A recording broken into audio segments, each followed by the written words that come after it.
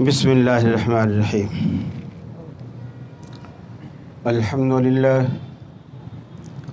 الحمدللہ وحدہ والصلاة والسلام علی من لا نبی بعدہ اما بعد فاعوذ باللہ من الشیطان الرجیم بسم اللہ الرحمن الرحیم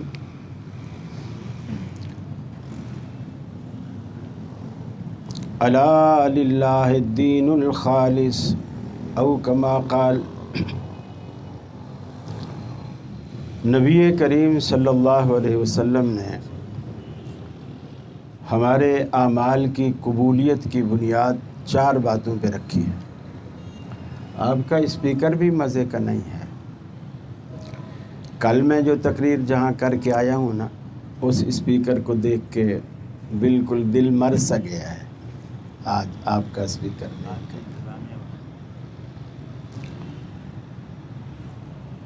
عمل قبول ہونے کی بنیاد 4 باتوں پر ہے۔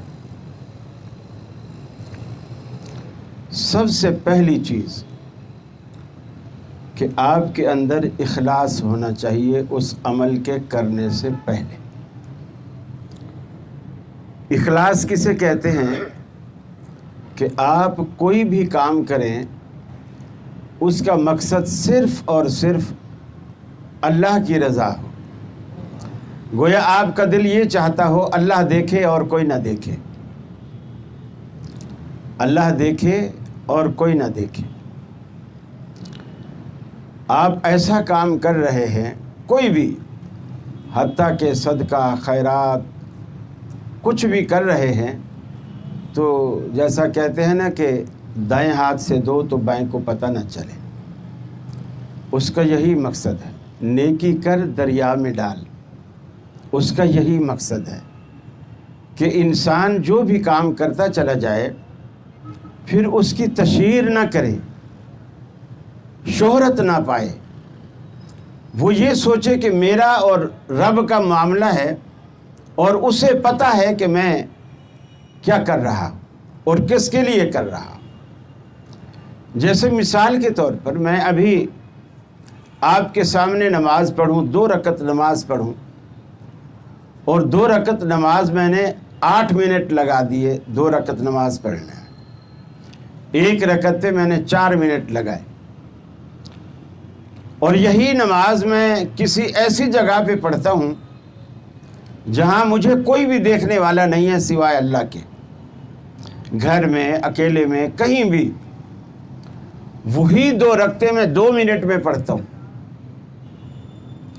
اس کا مطلب یہ ہے کہ اخلاص نہیں ہے، اخلاص نہیں ہے، اس لیے کہ اب تو اکیلے میں تو اللہ دیکھ رہا تھا، ابھی تو کام میں خوبصورتی لانی تھی کہ جس کے لیے ہم نے وہ کام کیا، نماز پڑھی، 2 رکعت پڑھی، جس سے ہم نے ثواب لینا ہے، اجر لینا ہے، وہ دیکھ رہا ہے۔ جب وہ دیکھ رہا ہے تو اس کے سامنے ہمیں اس کام کو اچھے طریقے سے انجام دینا ہے، اس سلیقے سے انجام دینا ہے۔ دوسری بنیادی شرط ہے کہ آپ کا جو عقیدہ ہے وہ توحید پر مبنی ہے، آپ کے عقیدے میں شرک نہ ہو، اللہ کی ذات کے ساتھ صفات میں کسی طرح بھی اس کی طاقت میں، قدرت میں، اس کی صفات میں، عبادت میں، الوہیت میں کسی کو شریک نہ مانا جائے۔ ایسے تو ہر کوئی مانتا ہے کہ اللہ میرا رب ہے، لیکن جب سجدہ کرتا ہے تو پتہ چلتا ہے کہ وہ کس کس کو رب مانتا ہے، کس کس کو رب مانتا ہے۔ دیکھیے، ایک ہوتا ہے کہ ایک بندے نے گلہ کیا اپنے محبوب کا کہ اسے مجھ سے بھی محبت ہے، اسے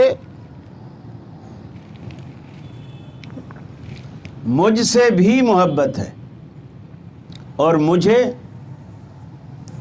اس سے محبت ہے، مجھے اس سے محبت ہے اور اسے مجھ سے بھی محبت ہے۔ اس جملے کا مطلب سمجھے آپ؟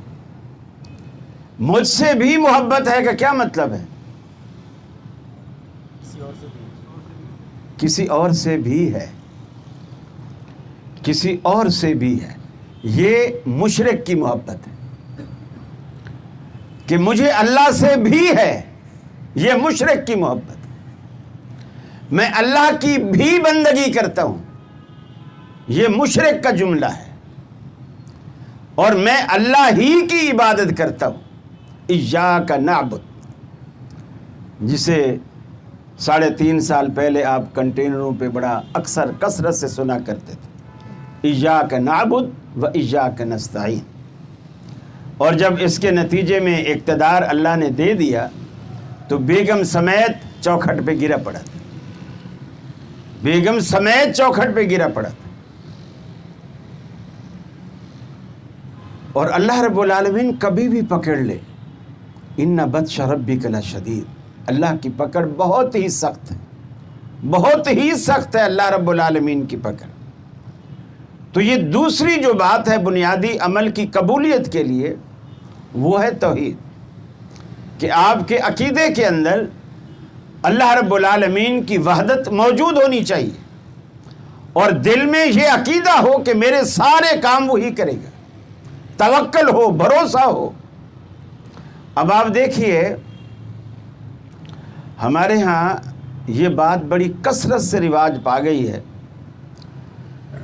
چھوٹی چھوٹی باتوں پہ گھٹنا دکھ رہا ہے، مولوی صاحب کے پاس دم کرانے آئے بیٹھے ہیں، سر میں درد ہے، مولوی صاحب کے پاس دم کرانے آئے بیٹھے ہیں، بوتل پڑھوا رہے ہیں، تھو تھو تھو تھو مولوی صاحب اس میں لعاب ڈال کے دے رہا ہے، لوگ پی رہے ہیں، کر رہے ہیں۔ اب یہ چیز توکل کے بالکل منافی ہے۔ ایک عورت خاتون ہے، مرگی کی مریض ہے، نبی کریم صلی اللہ علیہ وسلم کے پاس آئی اور آ کر کے کہا، یا رسول اللہ صلی اللہ علیہ وسلم، میں عورت زاد ہوں، مجھے کبھی بھی مرگی کا دورہ پڑتا ہے اور میں اکثر گر جاتی ہوں، بے ہوش ہو کے گر جاتی ہوں، وعلیکم السلام، بے ہوش ہو کے گر جاتی ہوں، اور جسم سے کوئی کپڑے کا کوئی حصہ ہٹ بھی جاتا ہے، آپ میرے لیے دعا فرمائیں، اللہ میری یہ تکلیف دور کر دے۔ آپ نے دعا فرمانے سے پہلے اس سے بڑا عجیب و غریب سوال کیا۔ آپ نے پوچھا، تو بیماری سے شفا چاہتی ہے یا جنت چاہتی ہے؟ بیماری سے شفا چاہتی ہے یا جنت چاہتی ہے؟ بندے کو تو دونوں چیزیں چاہیے، بیماری سے شفا بھی چاہیے، جنت بھی چاہیے۔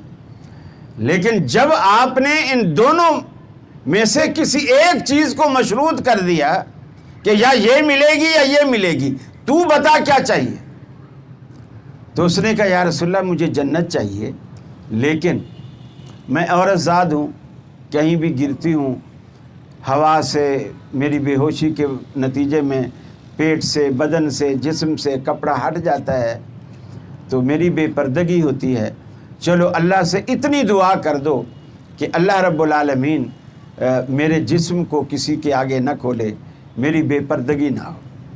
آپ نے دعا فرما دی، وہ چلی گئی خوش ہو کے۔ اب جو آپ نے اسے یہ کہا، کیوں کہا کہ اگر تو تکلیف کو برداشت کرے گی تو اس کے نتیجے میں اللہ تجھے جنت دے گا۔ اسی لیے رحمت عالم جب کسی مریض کی تیمارداری کے لیے جاتے، اس کے سینے پہ ہاتھ رکھتے اور فرماتے، لا بأس طہور انشاءاللہ، کہ پریشانی کی کوئی بات نہیں، انشاءاللہ یہ بیماری، یہ تکلیف تیری طہارت کا، یعنی گناہوں سے پاکیزگی کا باعث بنے گی، تیرے جسم سے پورے گناہ دھل جائیں گے، یہ اس کا باعث بنے گی۔ تو جو ہمیں جسم کو بخار آتا ہے تو اللہ کے رسول نے فرمایا، اگر راہ چلتے بندہ اس کو راستے میں کوئی کانٹا بھی چبھ جاتا ہے نا، اللہ تعالیٰ اس سے بھی مومن بندے کی تکلیف کی وجہ سے اس کے گناہ بھی معاف کرتا ہے، اس کے درجے بھی بلند کرتا ہے، اس کے حق میں نیکیاں بھی لکھ دیتا ہے۔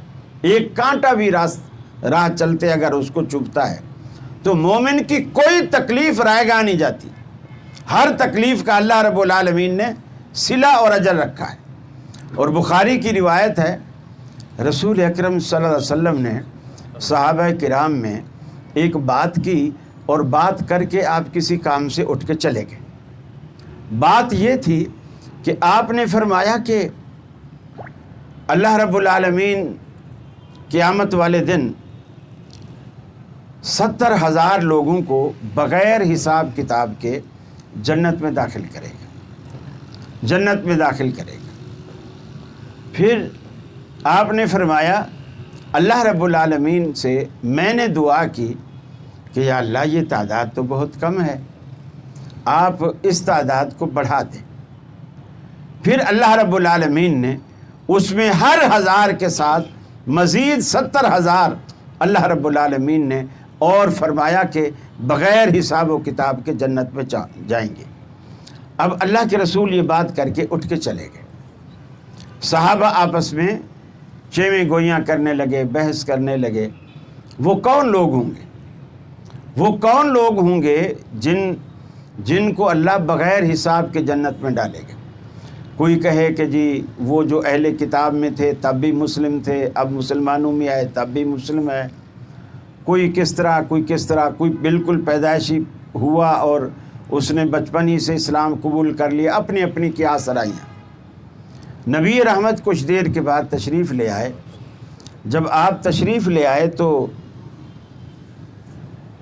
صحابہ نے پوچھا یا رسول اللہ آپ نے یہ جو فرمایا ہے کہ 70,000 لوگ بغیر حساب و کتاب کے جنت میں جائیں گے، وہ کون لوگ ہیں؟